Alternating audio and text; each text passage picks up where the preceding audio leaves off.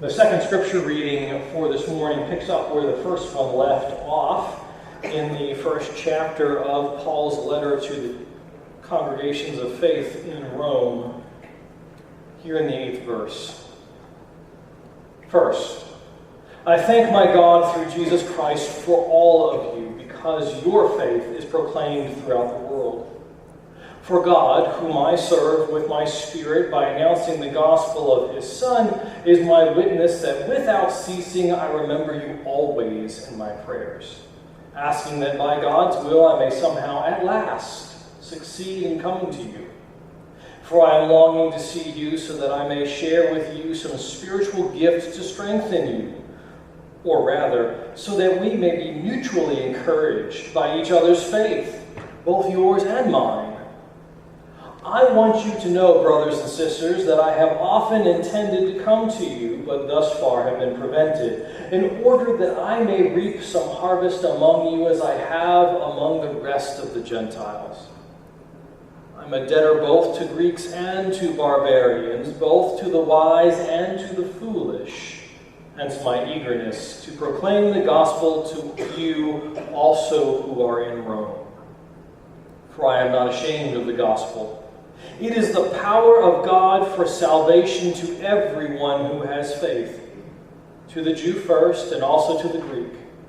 For in it the righteousness of God is revealed through faith for faith, as it is written, the one who is righteous will live by faith.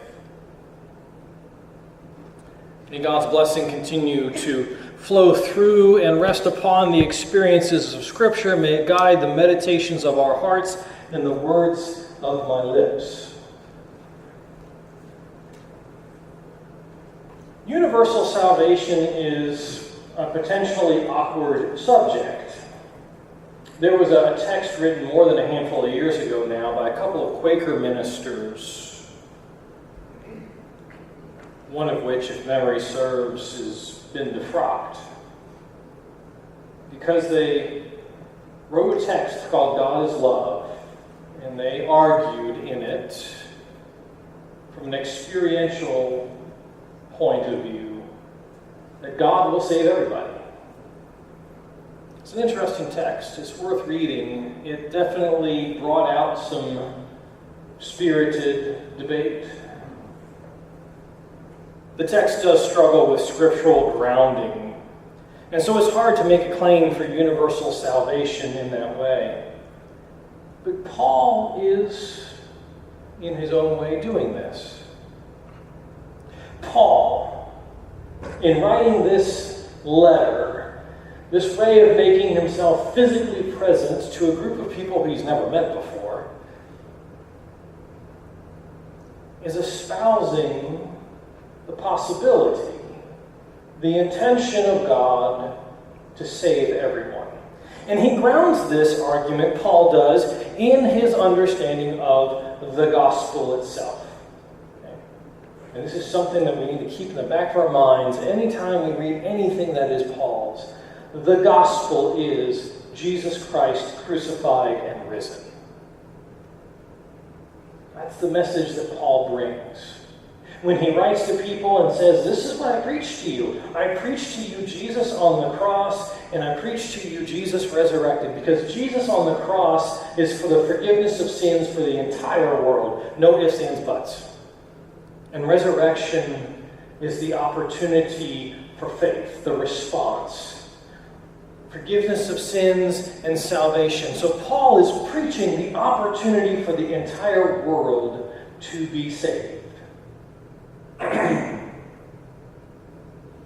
Now, the people of faith in Rome have already received gospel message in some way, shape, or form. Paul didn't plant these communities of faith, these house churches, for lack of a better word. No, he has heard about them. Their reputation has rippled out. That's a scary thought, folks. Our reputation goes out into the world.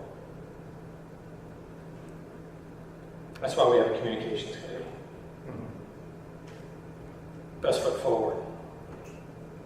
But Paul says, I've heard what you are doing.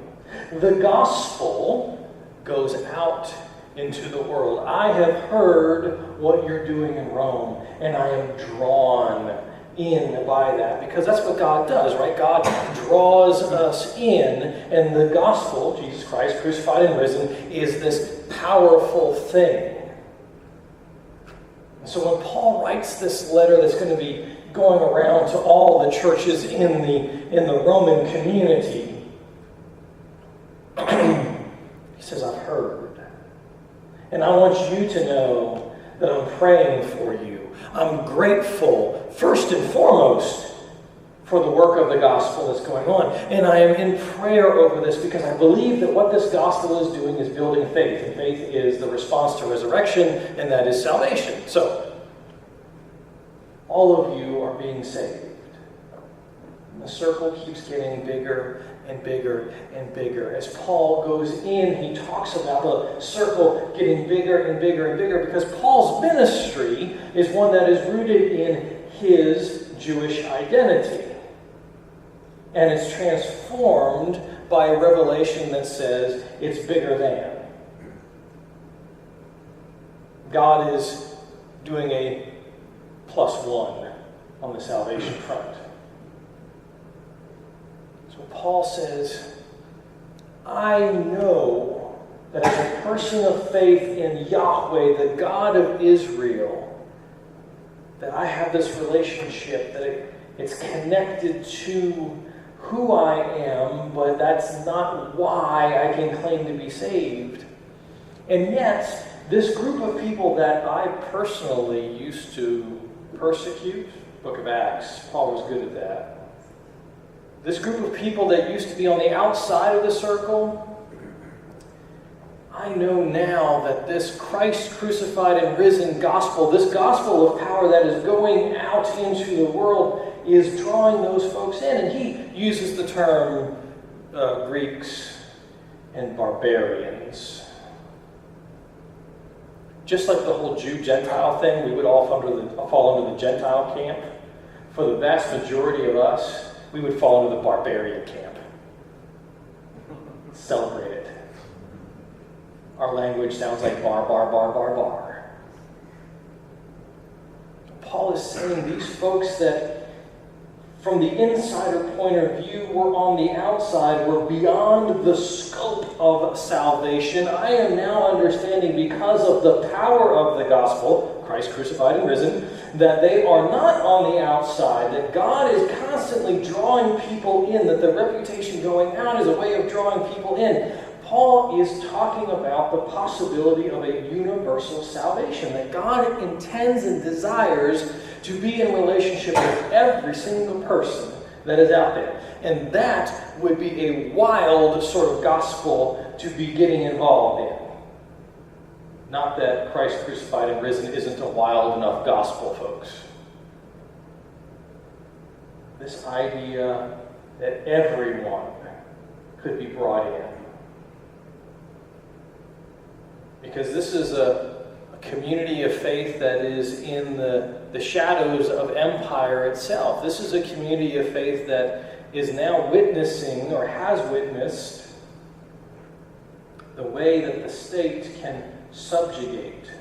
This is a community of faith that in less than 20 years will witness the destruction of the temple in Jerusalem. From afar, but they will witness it. And they will turn to Paul's gospel that says everyone's being drawn in, and they will look and say, everyone? I mean, surely us here in this house church, we're all drawn in because we all get together and it's okay, but the house church across the street, have you seen those people, Paul? Is the gospel really for them? And Paul says yes. Because that's the power and the nature of God, the desire for the relationship. The gospel going out as the reputation and drawing people in, bringing us into this ever-growing family. Where it's possible for everyone to be saved, to be made whole again. Paul says, I want to visit that community.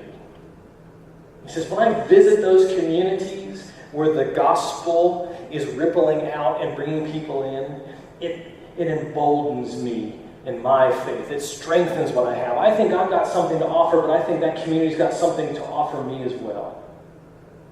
Imagine that view of the world, of the gospel, and of the nature community where the visitor coming in has something to offer just as much as the community has something to offer the visitor. Where both together are embodiments of this gospel message going bigger and bigger and bigger and rippling out with its reputation and drawing people in that circle and that family. Oh, Christ crucified and risen, salvation for all, restoration and wholeness for all. That's been part of our heritage, actually, as Christian church disciples. When we came into being in the 1800s, we didn't like the idea of the boundaries that house churches and congregations had drawn between themselves. I think this was a letter that the founders looked at. And as they were wrestling with Scripture and tradition and with reason and experience, they said, well, you know what? It sounds like there aren't real distinctions, just human-made walls. And that the nature of the gospel, the one that Paul speaks about, the one of Christ crucified and risen, does not care Jew nor Greek, male nor female, slave nor free, barbarian or civilized. Salvation through God is available and desired by God for all. And that is where we are today. We are like the Church of Rome, and yet we are something totally different. But we are connected in this gospel, this good news. Thanks be to God.